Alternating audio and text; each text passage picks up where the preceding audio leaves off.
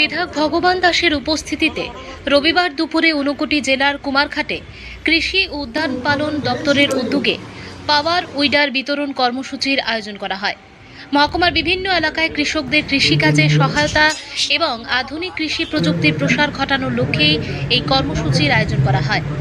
অনুষ্ঠানে বক্তব্য রাখতে গিয়ে পাবিয়াছড়া বিধানসভা কেন্দ্রের বিধায়ক ভগবান দাস বলেন, কৃষকদের হাতে আধুনিক কৃষিযন্ত্র তুলে দেওয়ার মাধ্যমে উৎপাদন বৃদ্ধি, সময় ও শ্রম সাশ্রয় এবং তাদের আর্থিকভাবে আরও স্বনির্ভর করে তোলাই সরকারের মূল লক্ষ্য।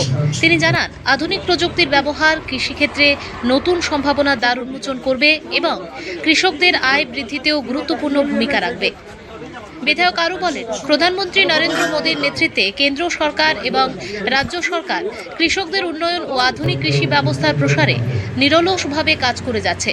কৃষকদের কল্যাণ এবং কৃষির সার্বিক উন্নয়নের মাধ্যমে গ্রাম ও দেশের অর্থনীতিকে আরও শক্তিশালী করে তোলাই সরকারের অঙ্গীকার বলে তিনি উল্লেখ করেন। কুমারঘাট প্রতিনিধির রিপোর্ট, প্রতিদিন ত্রিপুরা।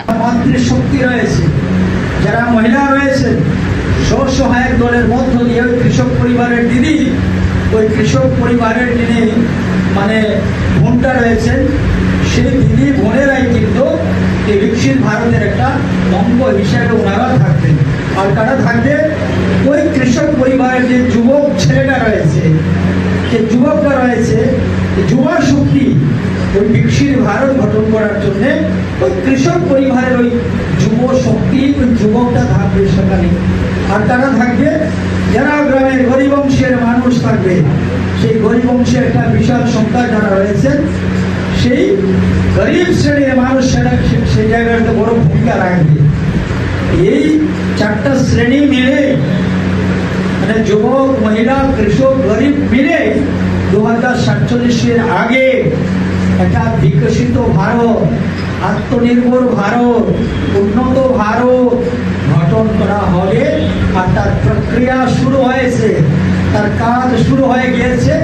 আর যথাসময়ে সেই কাজ শেষ হবে, বিকশিত ভারত হবে, উন্নত ভারত হবে। আপনারা দেখবেন, এখানে অনেকেই দেখবেন যে উন্নত ভারত, বিকশিত ভারত আমরা দেখব। সুতরাং কৃষক এবং কৃষিকে প্রাধান্য দিয়েই আজকে আমাদের কেন্দ্র সরকার এবং সমস্ত রাজ্য সরকার আজকে কাজ করে যাচ্ছে।